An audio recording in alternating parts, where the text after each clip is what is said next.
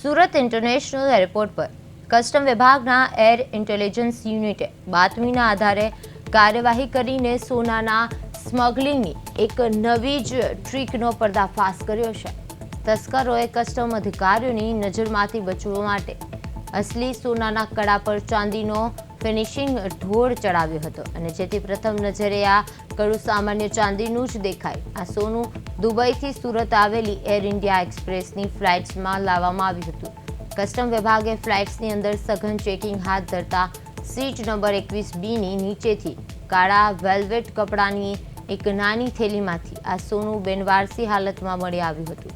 જપ્ત કરાયેલો સોનાની અંદાજિત કિંમત ₹36.89 લાખ હોવાનું સામે આવ્યું છે। જ્યારે એરપોર્ટ પર કસ્ટમનું ચેકિંગ કડક જોઈને પકડાઈ જવાના ડરે તસ્કર સોનું પ્લેનમાં જ છોડીને ભાગી ગયો હોવાની આશંકા સેવાઈ રહી છે, જેને પગલે કસ્ટમ વિભાગે વધુ તપાસ હાથ ધરી છે। સુરત એરપોર્ટ પરથી સોનાનું સ્મગલિંગ ઝડપાયું છે।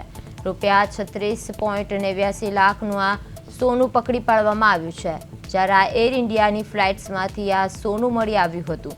બિનવારસી સોનું સીટ નીચે છુપાવેલું હતું અને એક થેલીમાં આ સોનું હતું। જ્યારે ચેકિંગ દરમિયાન આ સોનું છે એ પકડવામાં આવ્યું છે, જ્યારે તસ્કર છે એ નાસી છૂટ્યો છે।